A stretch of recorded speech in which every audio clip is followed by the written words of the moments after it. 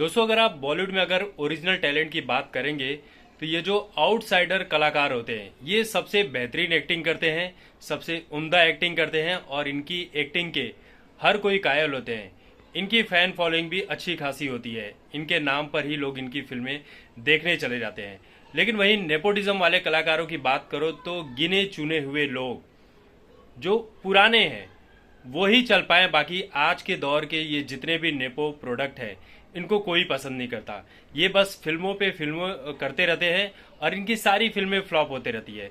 देखिए, नेपोटिज्म वाले जितने भी प्रोडक्ट हैं इनको ज़्यादा मेहनत करनी नहीं पड़ती है, खूबसूरती मिली ही रहती है, जैसे माँ बाप है वैसी खूबसूरती मिली रहती है और थोड़ी बहुत सर्जरी वगैरह करा के अपने खान पान के ऊपर ये लोग करके सब मेंटेन कर लेते हैं, जिम वगैरह जाके।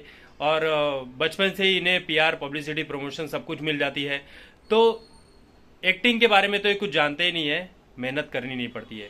लेकिन ये जो आउटसाइडर कलाकार होते हैं इन्हें धक्के खाने पड़ते हैं, प्रोड्यूसर के ऑफिसों के, भूखे पेट रहना पड़ता है, एक एक गलियों के चक्कर लगाने पड़ते हैं, बहुत मेहनत करनी पड़ती है। खाने तक के पैसे नहीं होते शुरुआती दौर में, फिर पहनने के लिए कपड़े नहीं होते, रहने के लिए घर नहीं होता है, और उसके बाद खुद को फिट रखना, मेंटेन रखना, अच्छा दिखना, ये सब करने के लिए ये जो आउटसाइडर कलाकार होते हैं बहुत मेहनत करते हैं।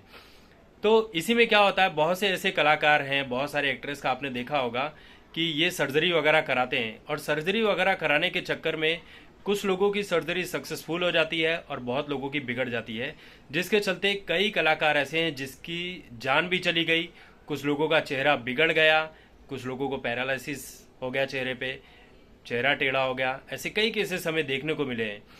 होता ऐसा है क्योंकि इंडस्ट्री में ये जो नेपो प्रोडक्ट हैं ये बाहरी कलाकारों को मौका नहीं देते हैं। इनके बारे में कुछ न कुछ इनके शरीर के बनावट के ऊपर गंदे कमेंट्स करते हैं।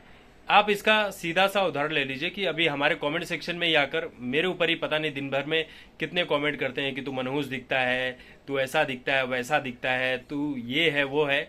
तो समझिए कि यही चीज़ ये जो बॉलीवुड के लोग हैं इनके फॉलो करने वाले भी तो वैसे ही होंगे। तो ये जो नेपो प्रोडक्ट हैं ये, एक बार की बात है, बिपाशा बासु को करीना कपूर ने क्या कहा था, काली बिल्ली, काली बिल्ली कहा था। उसके बाद बिपाशा बासु ने अपने चेहरे के ऊपर काफ़ी वर्क किया। ऐसी एक कहानी शशि कपूर को भी लेकर है। शशि कपूर ने रेखा को लेकर कहा था कि ये मोटी भद्दी काली सी दिखने वाली कैसे एक्ट्रेस बनेगी, इसकी जगह पर किसी और एक्ट्रेस को लेकर आओ। जबकि रेखा को श्याम बेनेगल जैसे महान फिल्मकार ने मौका दिया था, लेकिन शशि कपूर को नहीं पसंद था वो चीज़। उन्हें भी देखा जाए तो देखा क्या जाए, विरासत में ही मिली थी सब कुछ चीज़ें। तो ये आज की बात नहीं है, ये उस दौर से बात चली आ रही है। कपूर खानदान ने न जाने क्या क्या किया है। और करीना कपूर इंडस्ट्री में सबसे घमंडी औरत है, सबसे घमंडी एक्ट्रेस है। किस बात का घमंड है पता नहीं। एक्टिंग की दुनिया में भी एक दो फिल्में हिट हुई है, बाकी ऐसी कोई फिल्मों के लिए आप याद नहीं कर सकते हैं। लेकिन घमंड हमेशा इन मोहतरमा का सातवें आसमान पर ही रहता है। पॉलिटिक्स की बात कर लो या किसी और चीज़ों की बात कर लो, तो ऐसे आउटसाइडर कलाकार मेहनत करके आगे तो बढ़ जाते हैं, लेकिन उनके ऊपर ये जो कमेंट करते हैं नेपो प्रोडक्ट, ये बातें आउटसाइडर कलाकारों को बहुत चुभती है। इनके अंदर भीतर ही भीतर एक ये होता है कि यार भगवान ने हमें भी तो वैसा ही बनाया, हम भी तो वैसे ही हैं। कोई गोरा है, कोई काला है, कोई मोटा है, कोई पतला है, इससे क्या फ़र्क पड़ता है, टैलेंट देखो ना। लेकिन नेपो प्रोडक्ट को टैलेंट वाली चीज़ समझ में कहाँ आएगी। अगर टैलेंट होता तो इनकी 10-10 फिल्में लगातार फ्लॉप होती है, उसके बाद भी 11वीं-12वीं फिल्में मिल जाती है। लेकिन एक आउटसाइडर की अगर एक फिल्म फ्लॉप हो जाए तो उसे दोबारा मौका नहीं मिलता है।